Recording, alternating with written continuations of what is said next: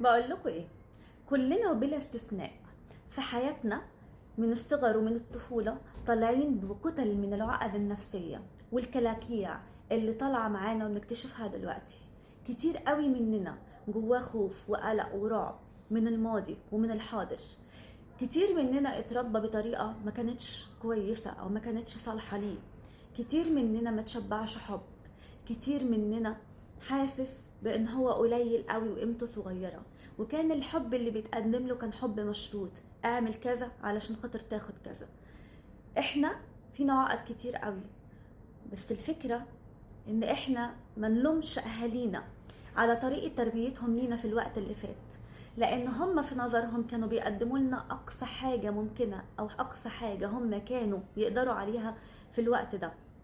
كتير منهم ما كانوش اصلا متعلمين، وكتير منهم كانت امكانياتهم قليله وضعيفه، وكانوا فاكرين ان اللي هم بيقدموه ده احسن ما عندهم.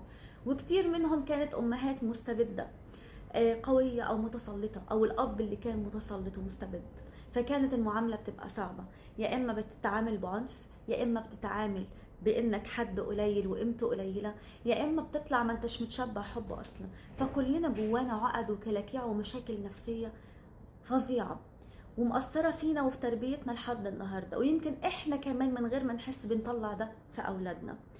الحل هنا انك انت تحاول تشوف فين نقطة ضعفك، فين المشكلة اللي جواك. لو انت حاسس بصغر نفس او بعدم حب، وبتحاول انك انت تعوض ده عن طريق انك انت تقدم بزيادة قوي وتهتم قوي باللي حواليك علشان خاطر الناس دي تهتم فيك، فانت غلطان.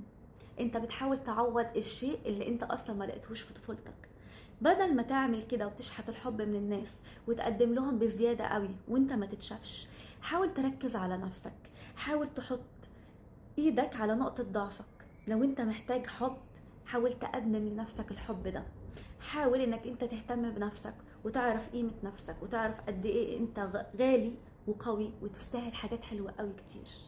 يوم ما تحط ايدك على نقطة الضعف اللي عندك وتحاول انك انت تعالجها وتركز فيها، حتى لو اضطريت انك انت تروح لطبيب نفسي او استشاري وتطلع كل اللي جواك علشان خاطر يعالجك من مشاكل القديمة او المشاكل السابقة اللي اثرت فيك في وقتنا هذا، ده مش غلط. انت كده بتحاول تصنع من نفسك بني ادم جديد يعرف يتعامل مع مشاكله ويواجهها، بدل ما يلعب دور الضحية ويعاني ويخلي كمان اللي حواليه يعانوا معاه. ولا انت رأيك ايه؟